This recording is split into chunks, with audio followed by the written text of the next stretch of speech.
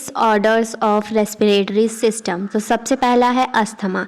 Asthma जो है इसमें आपको सांस लेने में तकलीफ़ होगी, आपकी आवाज़ में थोड़ी सी चेंज होगी, थोड़ी घरघराहट सी आएगी और आपकी ब्रोंकी, ये होता क्यों? क्योंकि आपके जो ब्रोंकी और ब्रोंक्यूल्स होते हैं इनमें इन्फ्लेमेशन हो जाता है। तो asthma due to cause of inflammation in bronchi and bronchioles की वजह से होता है। मतलब ब्रोंकी और ब्रोंकिल्स में बेसिकली सूजन आ जाती है जिसकी वजह से अस्थमा हो जाता है आपको। अस्थमा एक टाइप की एलर्जी है जो कि हिस्टामिन कॉज करता है। ओके, सेकंड है एम्फाइसेमा। एम्फाइसेमा क्या है?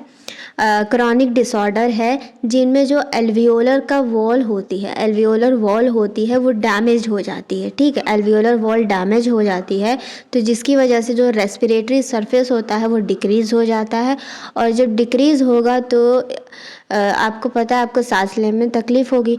तो ये होता है सिगरेट स्मोकिंग की वजह से, इसका कॉज है cigarette smoking. Third is your occupational respiratory disorder. बड़ी बड़ी इंडस्ट्रीज़ में जब स्टोन वर्क होता है तो जब स्टोन्स की कटिंग या ग्राइंडिंग होती है, जो डस्ट पार्टिकल्स निकलते हैं जो कि आपके बॉडी के अंदर आपके एयर के थ्रू जाते हैं, तो आपकी जो बॉडी का सिस्टम होता है डिफेंस वाला वो अच्छे से मतलब काम करता है लेकिन डस्ट को अच्छे से ख़त्म नहीं कर पाता। तो उसकी वजह से इन्फ्लेमेशन लीडिंग टू फाइब्रोसिस, जो इन्फ्लेमेशन फाइब्रोसिस में इन्फ्लेमेशन होने लगती है, मतलब कि प्लॉरिफरेशन ऑफ फाइब्रोसिस टिश्यू में डैमेज कुछ होने लगता है फाइब्रोसिस का, जिसकी वजह से लंग्स डैमेज हो जाते हैं। तो अगर आप ऑक्यूपेशनल रेस्पिरेटरी डिसऑर्डर से बचना चाहते हैं तो आपको मास्क लगाना चाहिए। बेसिकली एनसीईआरटी में यही लिखा है कि जो एम्प्लॉयज़ काम करते हैं उनको मास्क लगाना चाहिए। एंड एक चीज़ एनसीईआरटी में डिसऑर्डर नहीं दिया है, that is carbon monoxide poisoning.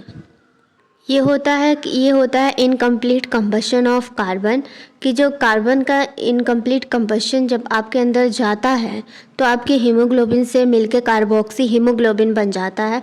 तो जब आपका ऑक्सीजन आपके टिश्यू के अंदर जाना चाहेगा तो कार्बोक्सी हीमोग्लोबिन जो इन कंबशन होता है कार्बन का इनकम्प्लीट CO, वो आपके हीमोग्लोबिन के साथ जुड़ के बन जाता है कार्बोक्सी हीमोग्लोबिन। तो जब ऑक्सीजन टिश्यू के अंदर जाएगा तो टिश्यू के अंदर जाने से पहले ये क्या करेगा, कार्बोक्सी हीमोग्लोबिन के ऊपर ही चिपक जाता है, टिश्यू के अंदर जा ही नहीं पाता। तो ऑक्सीजन जो होता है टिश्यू में लो हो जाता है जिसकी वजह से हाइपोक्सिस कॉज होता है।